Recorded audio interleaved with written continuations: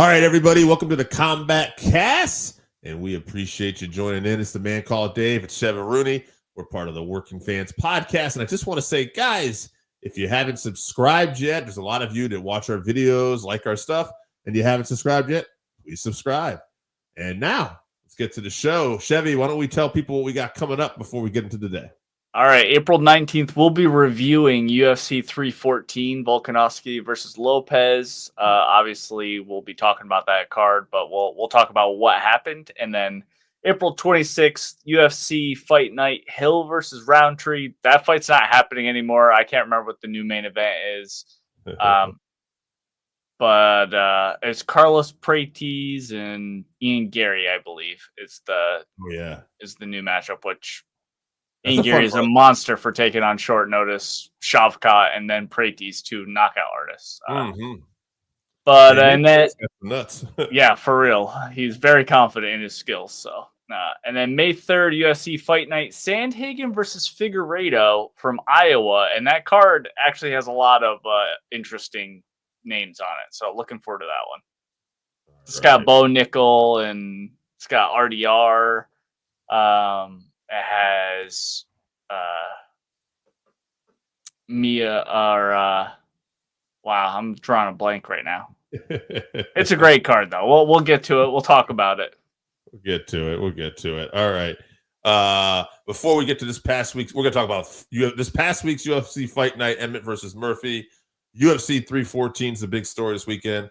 And let's talk about what's around the ring. I believe we got some stuff else coming up too. PFL? Yeah, PFL is still putting on their 2025 World Tournament. This is the first round. So last week was still a first rounder. This week they'll be headlining with Talia Santos, who, if you remember, is a former UFC fighter. She fought Valentina and arguably beat her. She's fighting against Juliana Vasquez, who is was the flyweight Bellator champion. So good matchup there. Liz Carmouche is also on the card, still doing it, 41 years old. So shout out to her. But let's get into last week's fight night here.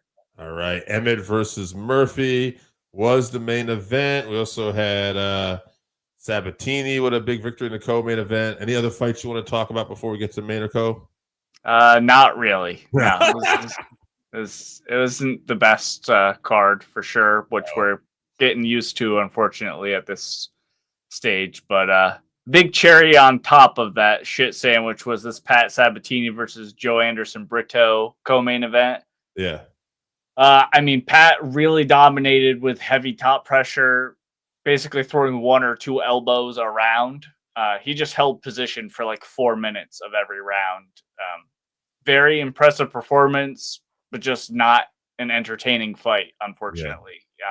I'd like to see him fight Dan Ige maybe next. I think maybe Ige could make an exciting fight out of him. And obviously their schedules are going to line up because Ige's fighting on 314 here. So that would be a good, We'll see how it goes. Yeah, see how this goes this weekend. Main event, Lerone Murphy. He showed he had the better game plan, similar to the Sabatini performance in that he did what he needed to do to get the victory while avoiding a lot of damage. So, it was striking, though, so he is always in danger of getting caught with something, especially with Emmett. But he did a great job basically mixing up his shots, a lot of leg kicks, and using footwork to stay safe, and Josh just couldn't land on him, so he stays undefeated. He calls for a top 5, top 3 fight next, so which I think he probably deserves. Maybe the winner or loser, depending on how this thing goes, with Yair and Pitbull this weekend. I thought that could be, a fun fight too. Yeah, that's an exciting matchup either way. Yeah. All right. Let's get to it. Let's get to the main event. We're not going to waste time. All right. Because this actually, unlike a lot of the other stuff we're talking about, is a fun card. Really looking forward to this one. UFC 314, Alexander Volkanovski versus Diego Lopes. And let's get into before we even get to the main card, you want to talk about some of these prelim fights? Yeah, on the early prelims, actually, Sidikris Dumas versus Michel Olejechuk. That's on the early prelims. Keep an eye out for that one. If you want to go through real quick, we can go through this whole regular prelim card because it is good enough to be an Apex main card, honestly. Right. So Darren Elkins, Julian Erosa, that's leading off the prelims. You want to just give a real quick win prediction? Sure, I'll go Darren Elkins decision there. Yeah, I'm gonna pick Darren Elkins too. He's just too tough for his own good. That's what I think. Very excited for this one. Jim Miller versus Chase Hooper. Ooh, man. Oh, I feel bad. There's a couple of these like we're talking about with the main card where I don't want either guy to lose. Yeah. In this case, it's like I hate to see the veteran lose, knowing he's close out, but Hooper could really use a win like this on the way up. But let's forget all that for a minute. Let's just think logically. It's such an interesting matchup. I'll go with youth, though. I'll go with Hooper just because how good I thought he looked in the Guida fight. Yeah. And that I think Miller is better at this stage of his career than Guida is, but that was such a devastating performance. I just feel like that makes me think Hooper will be able to do better here, but we'll see. Yeah, I'm with you. I think Chase is just like hitting his stride, really. He's looking really strong. He's dialed in his striking a lot. So very dangerous. He's also like really tall for the division. So it could be fun on the feet, but also I'd like to see them do some jiu-jitsu too. Two great grapplers. But yeah, that'll be fun. A lot of good yeah, it's a great fight. Also on the card, Yan Xiaonan versus Verna Jandiroba. Yeah, I mean, two of the best women's strawweights that aren't going to be fighting that title, and they're going to try to work themselves in title contention again. I would go with Yan here. I like her wrestling. I like her toughness too.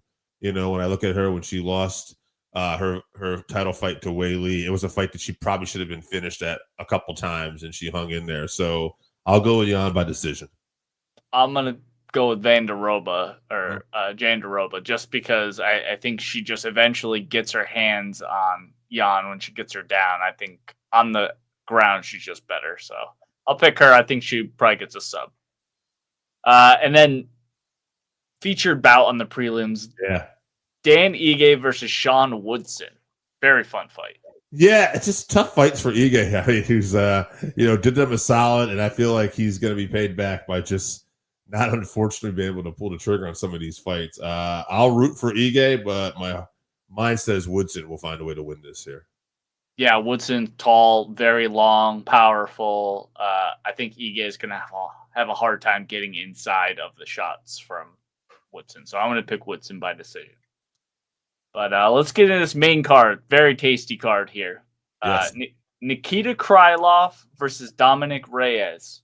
Yeah, I like this matchup a lot because this is two guys that are, probably not going to fight for the light heavyweight title anytime soon, but they're just in that middle of the road pack, and they both could use another victory and get a little momentum. They both have a little momentum right now, and it's just going to be nice to see whoever wins this. They could be in line for a big fight, maybe a top contenders fight. So good for these guys to be in this position. Love the matchmaking here. Dominick Reyes, 14-4, 9 KOs, 2 subs, 3 decisions. He's won 2 in a row by KO, TKO. Prior to that, he had almost beat John Jones, but then he lost 3 in a row and was finished in all of those fights brutally. He lost 4. Yeah, he lost 4 in a row with that John Jones fight, right? You cut out for me after the John Jones fight. Yeah, so 4 in a row altogether. Yes. Yeah. But the thing about it that's interesting is that John Jones fight, he arguably beat John Jones, the greatest of all time. But then, unfortunately, just got caught by some of these heavy hitters. We're talking Prohaska, Jan Blachowicz, just violent knockouts, and even Ryan Spann, I believe, caught him. But, now he's come back with some victories here. Anthony Smith. And, I'm blanking out on who he just beat in his last fight here. Let's see here. Now we're taking a sidebar here. 2 in a row. No, before that, he had beat Dustin Jacoby. Right, and those were, I think he got finishes in both of those fights as well. He had both. Yeah. So So 2 finishes in a row for Reyes. Got a little momentum back, but Krylov, 30-9, 12 knockouts, 16 subs, 2 decisions. He's won 3 in a row. And we're talking about Gustafsson, Ryan Spann, who has a win over Reyes, and Volkanovski. So Krylov, I feel like, has been beating better people as far as getting the win at this point in their career. And I feel like Krylov has been a little more well-rounded and has a little more momentum. So this is a big test. I like Reyes. I'd really like to see him get back to that form we saw in that Jones fight and pull this off. But, just getting past those last 2 guys was great for his confidence and getting back here. This is going to be another level. We'll see what he does. I think he's capable, but it's really close. I feel like I'm going to go Krylov here. Krylov by decision. Yeah, so Krylov was on that streak, but he hasn't fought since March of 2023. He's been out. And so Dom has those 2 KO wins last year in the time frame that, Krylov has been out. So I think he's kind of back in that flow, and I'm really rooting for him. So I may be picking with my heart, but I'm going to pick Reyes. I'm going to say he gets a KO again. I'll say late in round 1 because Krylov is game to throw down. So I'll pick Reyes by KO round 1. All right, moving on to the really fun stuff. Yair Rodriguez versus Patricio Pitbull. Patricio Pitbull, 36-7, 12 KOs, 12 subs, 12 decisions. What a well-rounded fighter this guy is. He's a former Bellator lightweight and featherweight champ. 1-time defense of the lightweight title, 3 times 3 times former featherweight champion, 9 successful title defenses overall. So this is a guy who was the dominant featherweight in Bellator for a lot of years. And this is, his first time in the UFC. Sometimes you get those UFC jitters. We will see. Yair Rodriguez, though, 19-5-1, 8 KOs, 5 subs, 6 decisions. He's a former interim UFC featherweight champion, a former Latin fighter, Ultimate Fighter Latin America winner, fight at a night 5 times. He has the latest knockout in UFC history with 1 second remaining in the 5th round against the Korean Zombie. Excuse me. So he's an exciting fighter, but he is coming off 2 losses here recently. The last one being to Ortega, who had avenged the loss. Volkanovski as well. Oh, Volkanovski, yes. So at the end of the day, it's an interesting matchup. A lot of times, someone like Patricio getting into this will have that UFC jitters their first fight. I don't think he's going to have that. There's so much experience. He's been around. He's in elite training camps. He's had training partners that fought in the UFC. He's fought guys that went on to the UFC. Right. So, he beat Michael Chandler. Right. Previously, who's also on this card too. So I don't think he's going to have that. Yair, on the other hand, really needs this win after alluded to it. So it's going to be an interesting situation. I'm going to go Pitbull. I'll go Pitbull by decision. But, man, I can see Yair winning this year. This could go either way. Yeah, good Lord. I'm excited for this fight. I agree with you. Tough to call. Pitbull is older, though. He's 37. And he hasn't been fighting UFC caliber guys, really. I mean, you can say Michael Chandler, who has had a lot of exciting fights now in the UFC, but not a lot of wins. I wish he had come a little bit earlier before, his late 30s, but here we are. So, and even if he was fighting high level guys, they're not Yair. You can't train for Yair. He is one of one. So his style is just so unique. And like you said, Yair's last 2 fights losses, but to Brian Ortega, who I think missed weight in that fight too. Oh, yeah, right. And he also beat Ortega like in 2019. I mean, it was a shoulder injury, but he was going to submit him with a triangle before the shoulder popped out anyway. But and then also he had that loss to Volkanovski, who we know how great Volkanovski is, and if Ilya wasn't here, he'd still be champ. So I have to favor Yair. I'm also obviously just a big fan of the guy. So again, probably picking with my heart. I expect him to come in very aggressive, very focused, looking to make a statement because of those previous 2 losses. And, we've mentioned before, he's not super active. So when he gets in there, I think he's game. So I'll pick him. I think it will be a decision just because Pitbull is a monster, but I wish this one was 5 rounds. But in 3-round fight, I want to pick Yair by decision. All right. All right, moving on. Bryce Mitchell versus Gene Silva. Now, fighting nerds, Gene Silva. Gene Silva, 15-2, 12 KOs, 2 subs, 1 decision, 4-0 in the UFC overall. All finishes, 12 in a row, too, as far as his career goes for wins. Mitchell, 17-2, 1 KO, 9 subs, 7 decision. He's probably fought the more quality competition. I mean, so this is the step up for Silva. And as much as everybody wants to see him knock out Mitchell, because a lot of Mitchell's antics outside and all the stupid things he said, I don't think it's a given here. But I am picking Silva. I think that fight in nerd camps, they have great game plans.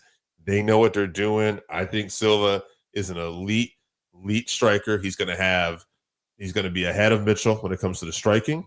And I think he has enough ability to keep this on his feet too. So I'm going to pick Silva.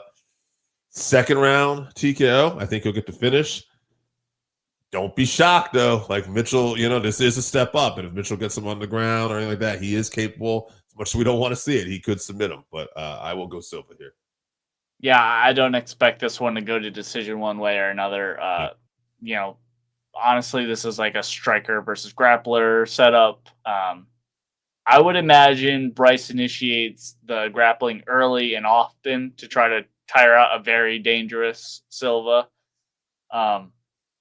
Gene is just as explosive as Emmett is, and he can certainly put him out with 1 shot. And like you mentioned, Fighting Nerds camp is maybe the best camp in the world right now. So they'll have him prepared and know exactly what he needs to do. But Bryce, like you said, obviously don't condone his dumbass actions or thoughts or anything, but the kid can fight. He has a loss to Emmett, who that shot would have put out anyone. And he has a loss to the champ, and he took Ilya down multiple times. He really took the champ to the limit for 5 rounds. So I gotta pick Bryce, I guess. I'm a big Fighting Nerds fan. I would prefer Gene Silva one, but I think that are you hearing that? Yeah, I don't know if that's you or me. I don't know, but I'll sound good in the podcast form. But yeah, so I'm going to pick Mitchell. I think he gets a submission. I say round 3. He'll tire Gene out.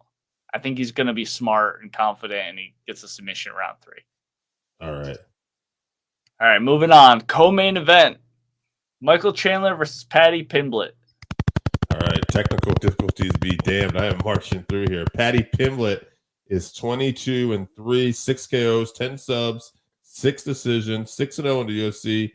I think he's on an 8-win streak overall right now. Michael Chandler, 23-9, 11 KOs, 7 subs, 5 decisions. He's lost 2 in a row. He's 2-4 in the UFC. He's a former Bellator lightweight champion, performance of the night twice, fight of the night 3 times. He's an exciting fighter. He has fought the better quality competition of these two. He's gotten bigger wins probably in his career. He's probably more powerful. I'd even say maybe he's just a better all-around-rounded fighter, but we talk about it. Sometimes that problem is momentum. Michael Chandler does not have a lot of momentum. He's kind of become the guy who loses exciting fights. Like that's kind of whereas Pimblett, although kind of gets a lot of flack for he's just a personality, he's been getting wins and improving. His wins are looking better than his previous wins. So everything looks on the upswing.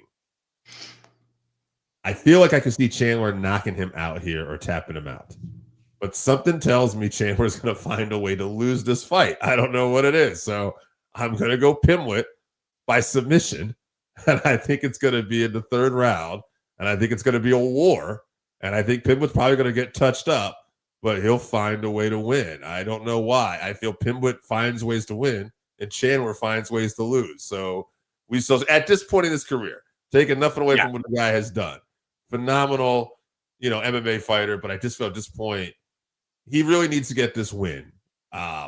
He's capable, but I'm going with Pimblett. Yeah, Paddy says Scousers don't get knocked out. He definitely fights like he believes that. He rushes in with his chin straight up. So I think Chandler can land on him a few good shots. But overall, I think Paddy's the more dangerous finisher at this point. His wild striking is powerful. He's definitely bigger than Chandler, like height-wise. And on the ground, Paddy has great jiu-jitsu, which he can initiate finishes from the feet. Like he'll jump on his back. And I don't think Chandler can really hold him down. I mean, I know he's a great wrestler, but I just think Paddy's going to be too powerful. He can get up. And if he wants to, he could actually probably finish from the ground, from his back. So, I think I'm with you. I'm going to pick Paddy getting a sub. I'll say round 2. Okay. Another exciting loss for Chandler. I think you're right with that. So I think this could be fight of the night still. Yeah, right. Main event, Alexander Volkanovski for Diego Lopes, which will be for when the bell starts, the vacant featherweight title.